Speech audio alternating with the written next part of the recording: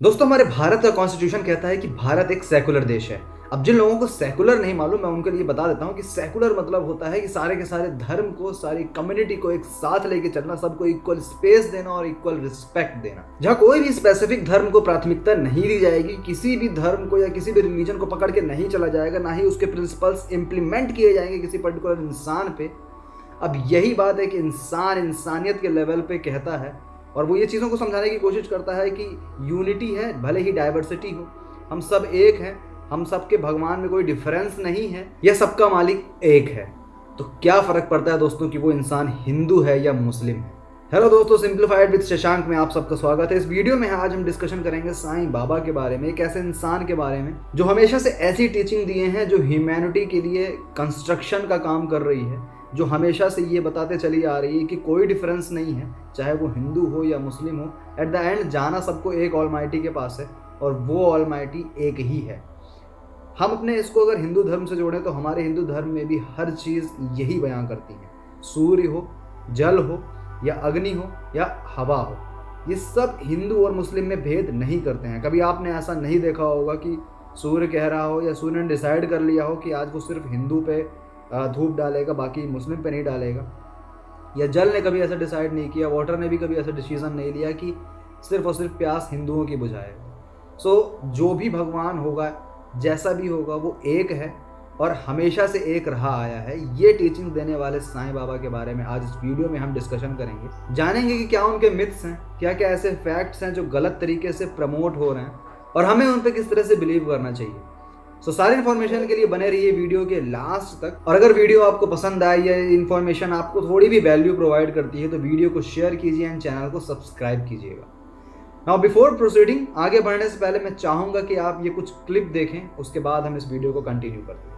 तो ये क्या है? अब साईं कौन है? साईं कोई हिंदू व्यक्ति नहीं है, साईं कोई सनातन को मानने वाला व्यक्ति नहीं है। साईं एक कट्टर मुसलमान व्यक्ति है जो कट्टर इस्लामिक आइडियोलॉजी को फॉलो करता है।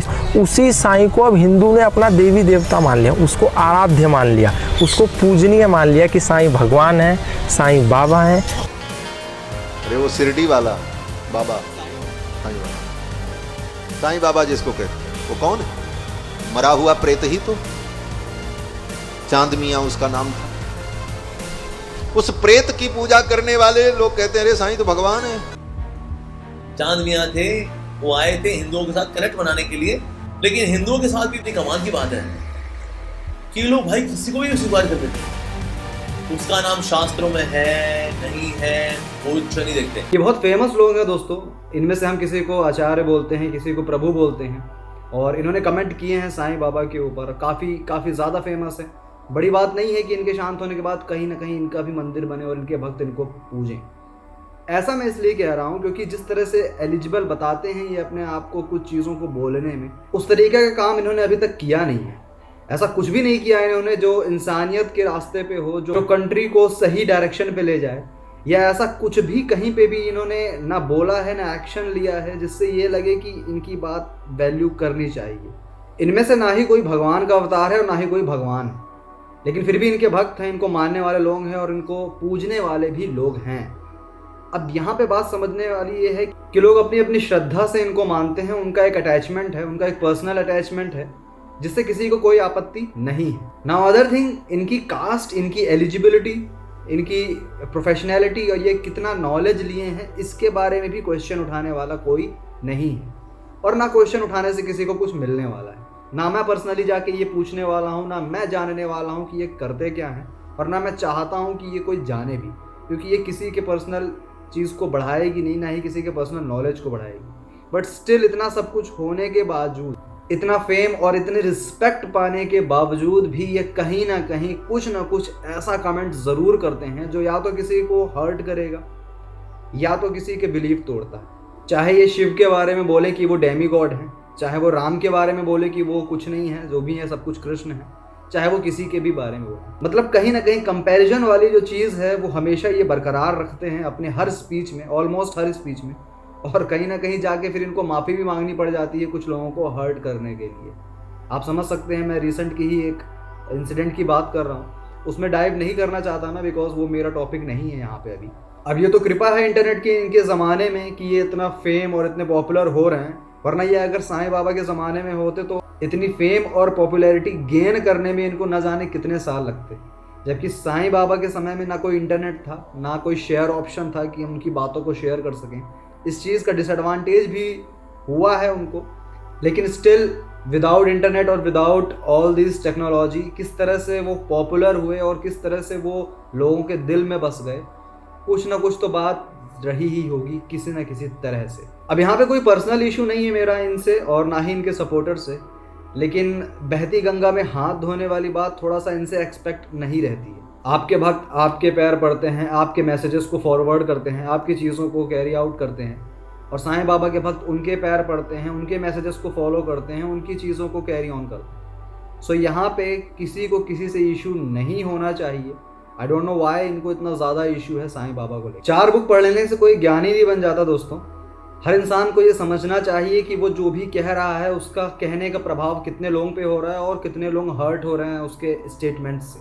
द अनदर थिंग इज़ कि ऐसा बिल्कुल भी नहीं है कि मैं पर्टिकुलरली साईं बाबा का भक्त हूँ या मैं साईं बाबा को मानता हूँ या मैं फॉलो करता हूँ, ऐसा बिल्कुल नहीं है। और ना ही इन सब चीज़ों के चलते हुए मैंने ये वीडियो बनाने का डिसीज़न लिया है। ये वीडियो बनाने का डिसीज़न सिर्फ और सिर्फ इसलिए लिया है मैंने, सो दैट कुछ चीज़ें हैं जिसमें मैं लाइट डाल सकूं, प्रकाश डाल सकूं और समझा सकूं कि जो फॉरवर्ड कर रहे हैं चीज़ों को व्हाट्सएप यूनिवर्सिटी से फॉरवर्ड करना बंद कर देना चाहिए। इंसान को अपना IQ भी यूज़ करना चाहिए, अपना दिमागी लेवल भी यूज़ करना चाहिए यहाँ। अब वैसे तो दोस्तों ऐसा कोई पर्टिकुलर प्रूफ नहीं है जो इनकी बात या मेरी बात को सच साबित करेगा। मैं आपसे बहुत ऑनेस्टी से चीज़ें वो बोल रहा हूँ, लेकिन दिमाग लगाया जा सकता है और तह तक पहुँचा जा सकता है कि क्या चीज़ सही है या गलत है, या उसके सही होने का इम्पैक्ट हम पे क्या पड़ रहा है या हमें किस तरह से उस चीज़ को एक्सेप्ट करना है। टू बी वेरी ऑनेस्ट, जो प्रूवन बातें हैं वो ये है कि साईं बाबा किसी भी भगवान के अवतार नहीं हैं, क्योंकि हमारे किसी भी धर्म ग्रंथ या किसी भी बुक में ये मेंशन नहीं है कि साईं बाबा इन भगवान के अवतार हैं। और अगर वो होते भी तो इस चीज़ का मेंशन ज़रूर होता, क्योंकि जब हमारे ग्रंथ में ये तक मेंशन है कि राम पैदा किस पर्टिकुलर प्लेस पे हुए हैं या कल की कहाँ पैदा होने वाले हैं, तो ये मेंशन करना कोई बहुत बड़ी बात नहीं थी कि एक इंसान आएगा, भगवान का अवतार होगा या वो ऐसे ऐसे चमत्कार करेगा। तो first of all we have to admit कि वो भगवान नहीं है, लेकिन वो इंसानों में सबसे महान है, ये चीज़ ज़रूर डिनाई नहीं की जा सकती। और महान इसलिए नहीं है क्योंकि बहुत सारे मिरेकल्स किए हैं उन्होंने। मैं तो ऐसे किसी भी मिरेकल्स का नाम भी नहीं लूँगा यहाँ, बिकॉज मिरेकल्स एक ऐसी चीज़ है जो सामने वाला करता है और हम उतने एलिजिबल नहीं होते हैं उसे समझने और करने के लिए, तो वहाँ पे हम मान लेते हैं कि ये मिरेकल है। हो सकता है वो चीज़ों को करते हों, बट इसका कहीं पे भी कोई प्रूफ नहीं है। मैंने बहुत सारी स्टोरीज़ ज़रूर सुनी हैं कि पानी का ही दीपक जला देते थे और बहुत सारी ऐसी डिसीज़ेस को दूर कर देते थे जो बहुत ईजी होता था उनके लिए, लेकिन डॉक्टर्स के लिए नहीं होता था। और आपने भी अपने अपने लेवल पे अलग अलग स्टोरी सुनी होगी। बात यहाँ पे किसी मिरेकल की नहीं है और ना ही धर्म की है। बात यहाँ पे रिस्पेक्ट की है, एक ऐसे इंसान को रिस्पेक्ट देने की है जिसने कभी किसी का बुरा नहीं कहा, ना ही कभी किसी इलीगल एक्टिविटी को प्रमोट करने के लिए कहा। हो सकता है वो उनके लाइफ का एक पार्ट रहा हो, उनकी जर्नी का एक पार्ट रहा हो, अपने अर्ली डेज में वो स्मोकिंग ड्रिंकिंग करते हो सकता है। ये भी मैं ये नहीं कह रहा हूँ कि ये कहीं लिखी हुई और प्रूवन बात है, ये सब मनगढ़ंत बातें हैं। आप अगर बुक्स को उठाएंगे तो एक बुक है साईं बाबा करके कुछ, और दूसरी बुक है साईं सच्चरित्र। अब इन दोनों बुक्स में लिखी हुई बातों को अगर मानना शुरू करेंगे तो वो भी अप टू द पॉइंट नहीं है, क्योंकि वो भी उनके डेथ के बाद लिखी गई थी, और जिस इंसान ने लिखी थी वो सही लिख रहा है या गलत लिख रहा है इसका भी कोई प्रूफ हमारे पास नहीं है। कुछ बातें तो हैं उसमें ऐसी जो हमें बहुत अच्छी लगती हैं, जो लगता है कि हाँ बहुत अच्छे होंगे, लेकिन कुछ बातें हैं ऐसी भी जो हमें लगता है कि नहीं यार ऐसा नहीं होना चाहिए।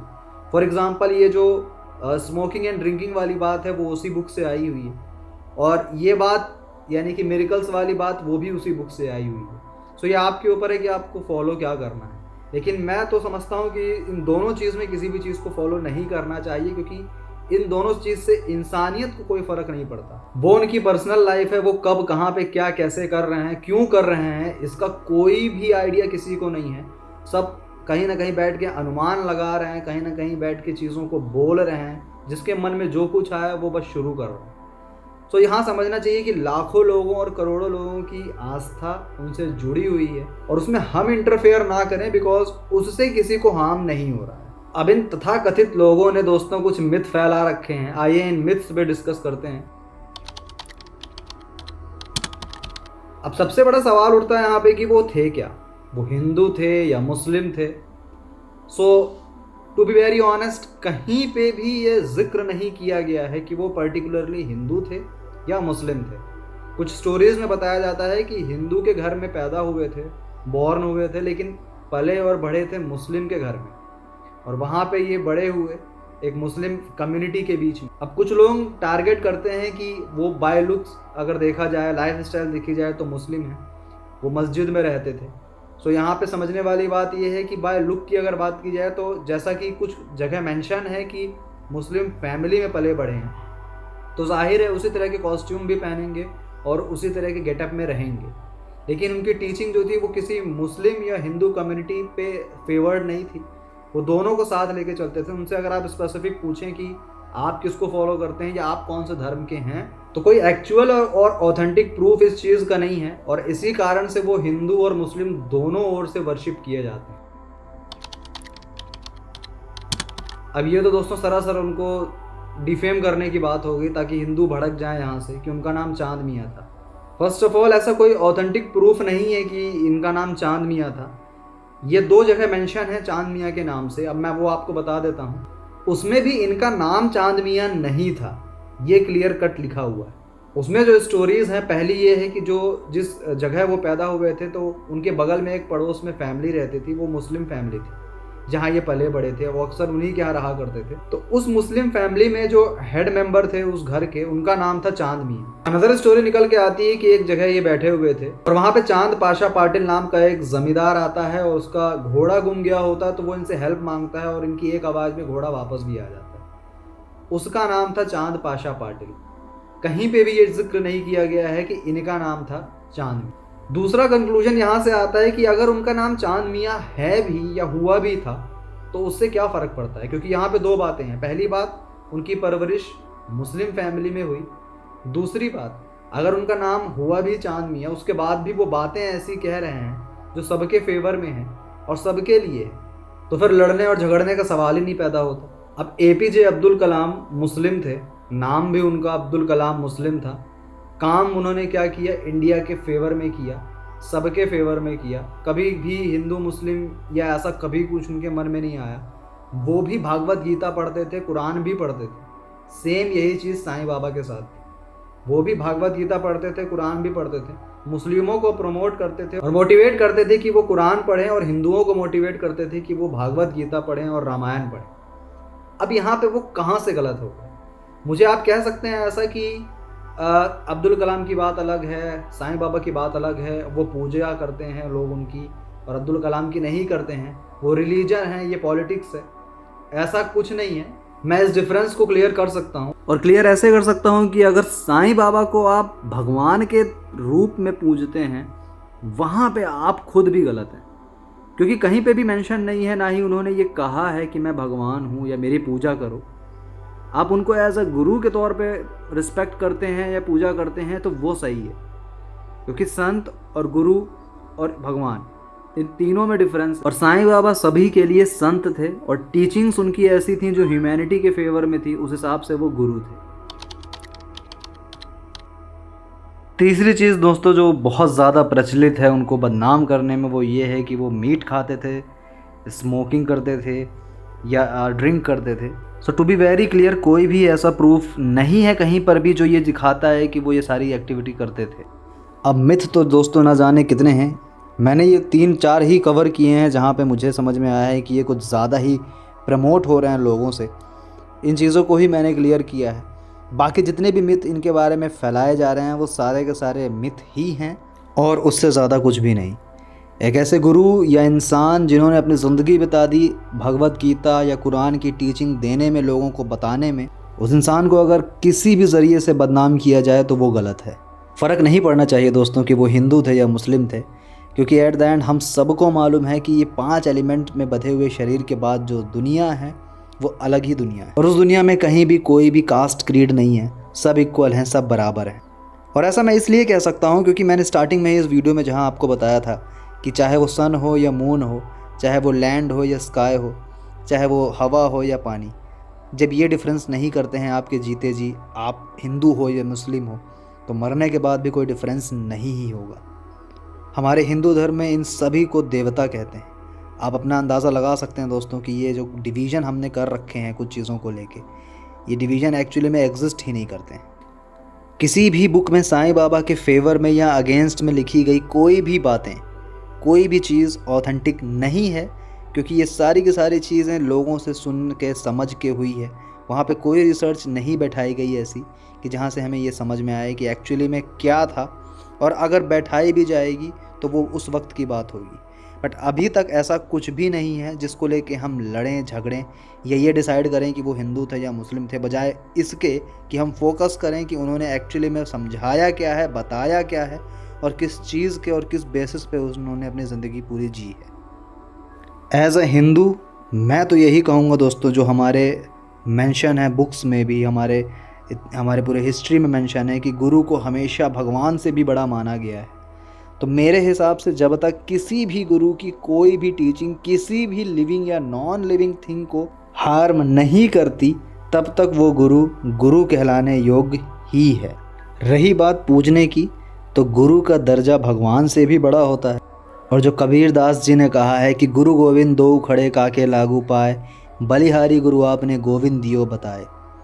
दैट सिंपली मीन्स कि अगर गुरु नहीं होंगे तो हम भगवान तक नहीं पहुंच पाएंगे और भगवान को नहीं समझ पाएंगे। गुरु ही है वो जो डायरेक्शन देता है कि आपका अल्टीमेट गोल क्या है। गुरु ही है वो जो टीचिंग्स देता है, जो सिखाता है कि ज़िंदगी कैसे जीनी है। और गुरु ही है जो भगवान से भी ज़्यादा पूजनीय है इस धरती पे। सो एट द एंड भगवान के कोई अवतार नहीं थे, ये 100% सच बात है। लेकिन गुरु होने के नाते भगवान से कम भी नहीं थे, ये भी सच बात है। डिसीज़न दोस्तों आपके हाथों में है। आपको डिसाइड करना है कि आपको करना क्या है। उन्होंने कभी फोर्स नहीं किया कि आप उनको पूजें या मानें या ऐसा कुछ करें।